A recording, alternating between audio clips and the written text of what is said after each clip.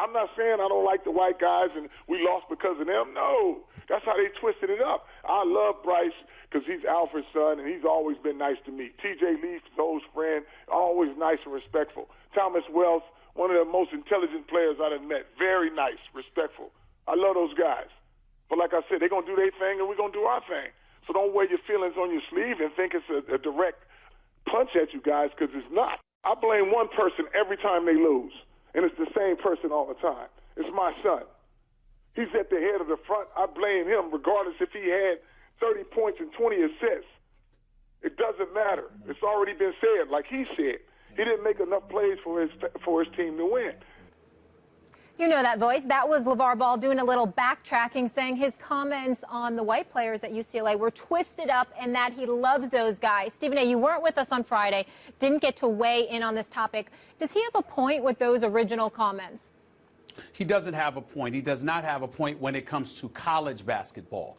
On a professional level, we can act like we don't know, or there are people out there who don't believe it, but there are a plethora of people from all facets, from the black community, from the white community, and beyond, who look at the athleticism and the speed of the black athlete and wonder how many of the average white athlete can compete on that level. There's a reason why the National Basketball Association is over 70% black. Now, that doesn't mean that there's white guys out there that can't play. Of course, there's plenty of white dudes that can flat out ball. There is no doubt about it. But you do have to ask yourself about the numbers and why the numbers so reflective in terms of its leaning towards the African-American community and the athleticism that emanates from the community. That's what you can't ignore.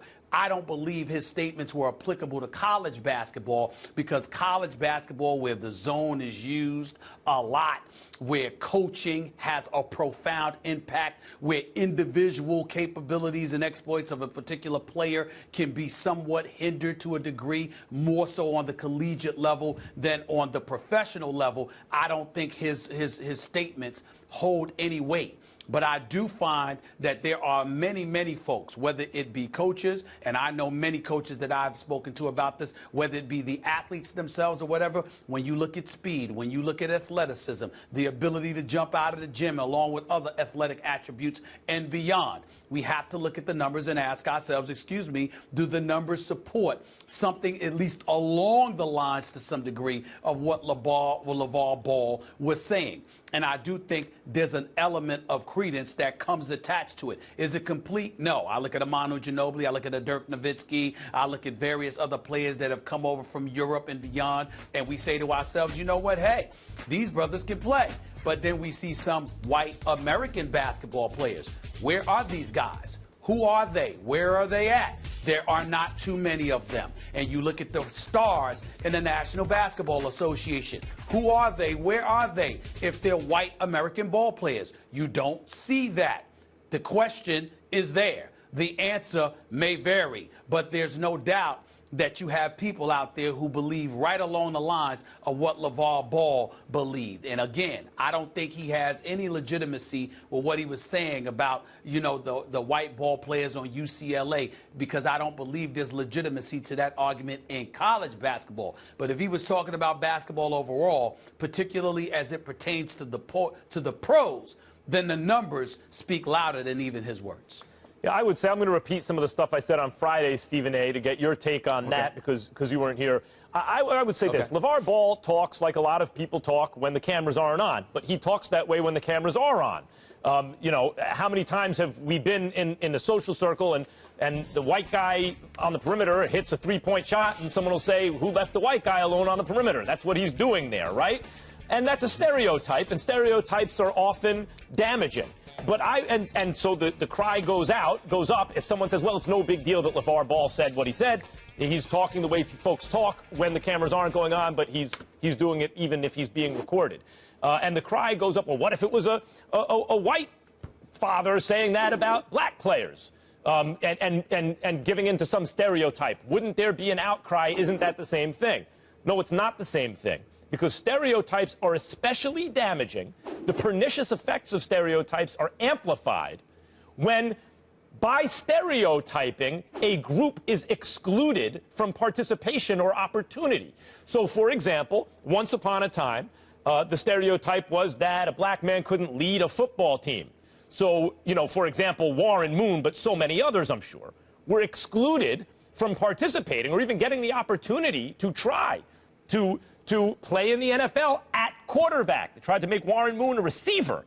He had to find employment outside the NFL at quarterback for 5 seasons or something like that before he got a fair shake in the NFL, or a shake at all. So that's what I would say about stereotyping, why it's not apples to apples were a white father to say that about, to stereotype black players. White players are not excluded from participation or opportunity based on the stereotype that they're slow.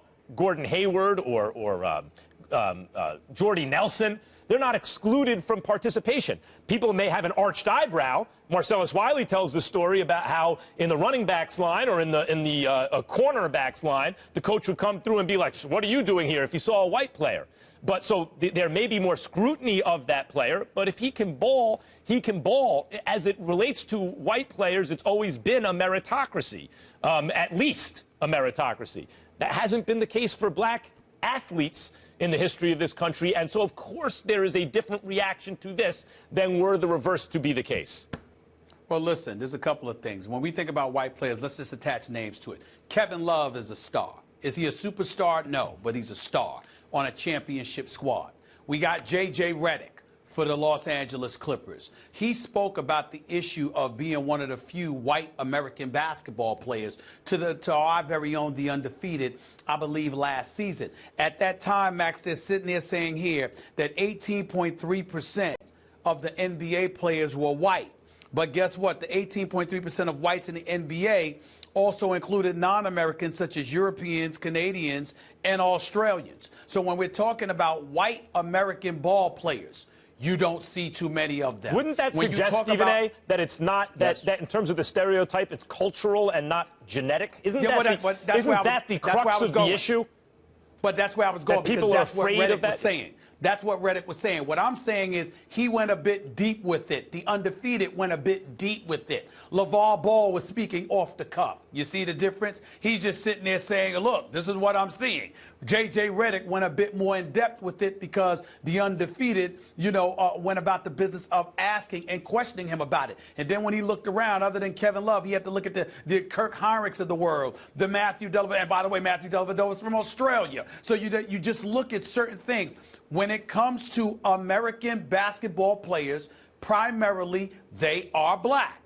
Why is that? We know that the NBA, like any other sports league in America, is about big business. This is a multi-billion-dollar establishment here. You're looking for the best product. You don't give a damn what color, what ethnicity, what culture they come from. You want the best. Yet and still, over 74% happen to be African American. And when you talk about white players, you got to go to Canada, Australia, and Europe and stuff like that in order to go to white ball players, because when it comes to white American ball players, you just don't see many of them. I don't know the answer to why. You got to ask the scouts and the coaches. And here is the drawback to the PC culture.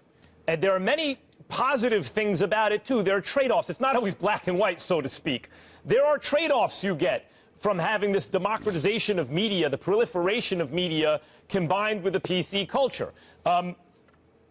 It's in LaVar Ball's case, and there are others, too. There are many other examples of people speaking off the cuff about ideas that they have that lead to a discussion or add to a discussion or at any rate reflect a point of view. And because they don't have PhDs in sociology, they're not able to fully articulate in a way that satisfies the most serious-minded people, that they fully grasp the nuances of the situation. And the way the media reacts to these sorts of things is to create pressure for people to simply shut up if they can't talk about it, as though a professor would talk about it. And I think that's actually damaging. It's good in a way that it enforces some kind of standards in terms of public speaking about sensitive issues. There is some upside to that, but there's also a tremendous drawback that people who don't have LaVar Ball's personality, like, look, I'm just going to say what I say. I'm not a bad guy. This is the way I see things, right or wrong.